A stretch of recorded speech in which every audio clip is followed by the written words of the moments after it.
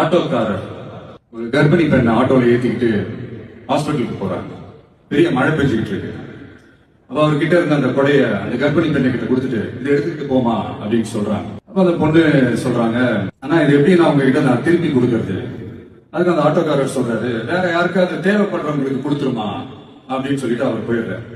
அந்த கர்ப்பிணி பெண் அந்த கொடையை எடுத்துக்கிட்டு ஹாஸ்பிட்டல் வாசலுக்குள்ள போகும்போது அந்த வாசல்ல ஒரு பெரியவர் மழைக்கு பயந்துகிட்டு அப்படியே கை கட்டிக்கிட்டு நின்றுட்டு இருக்கிறார். அந்த கர்ப்பிணி பெண் அந்த கொடைய அந்த பெரியவர்கிட்ட கொடுத்து, ஐயா இதை எடுத்துட்டு போங்கய்யா அப்படின்னு சொல்றாங்க. அதுக்கு அந்த பெரியவர் இதே மாதிரி கேட்கிறாரு, அம்மா நீங்க யாருன்னு எனக்கு தெரியாது, எப்படிமா இந்த கொடையை நான் திருப்பி உங்ககிட்ட கொடுக்கறது? அதுக்கு அந்த பொண்ணு சிரிச்சுக்கிட்டே சொல்றாங்க, வேற யாருக்காவது தேவைப்படுறவங்களுக்கு கொடுத்துருங்கய்யா அப்படின்னு சொல்லிட்டு போயிடுறாங்க. உடனே அந்த பெரியவர் கொடையை எடுத்துக்கிட்டு பஸ் ஸ்டாப்புக்கு வராரு. பஸ் வருது, ஏறி போகும்போது அங்க பாக்குறாங்க ஒரு பூக்கார அம்மா பூவை வச்சுக்கிட்டு ஒரு அட்டையை மழைக்காக குடிச்சுக்கிட்டு உட்கார்ந்துட்டு இருக்காங்க.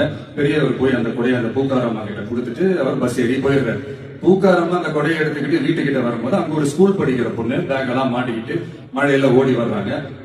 அவங்க போய் அந்த ஸ்கூல் பொண்ணு கிட்ட கொடையை கொடுத்துட்டு, மழையில நனையாதமா இதை எடுத்துக்கிட்டு போங்க அப்படின்னு சொல்றாங்க. அந்த பொண்ணு தேங்க்ஸ் அப்படின்னு சொல்லிட்டு வீட்டுக்கிட்ட வரும்போது அந்த பொண்ணோட அப்பா பதட்டத்தோட வாசல்ல நின்றுட்டு இருக்கிறாரு. பொண்ணு மழையில நனைஞ்சுக்கிட்டு வரணுமே அப்படின்ட்டு.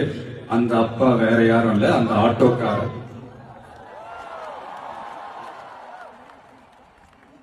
அந்த குடை அவர் கொடுத்த குடை. So the moral of the story is, முடிஞ்ச வரைக்கும் எல்லாருக்கும் சின்ன சின்னதா ஒரு நல்லது, சின்ன சின்னதா ஒரு ஹெல்ப் அது செஞ்சு இருந்து பாருங்க. லைஃப் ஒரு மாதிரி ஜாலியா இன்ட்ரெஸ்டிங்கா இருக்கும்.